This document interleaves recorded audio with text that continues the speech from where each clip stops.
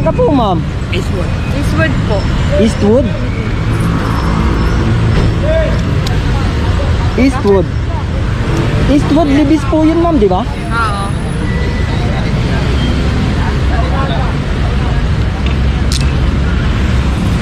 Bakit libre kuya? Alin po? Bakit libre? Vlogger po kasi ako, ma'am. Ha? Alin po? Vlogger ka? Opo. Ma'am, ilalagay ko lang yung address. Ano pong address sa Eastwood? Eastwood Global Plaza. Global Plaza. Plaza.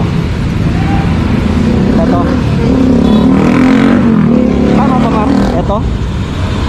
Katabi ng Eastwood Mall.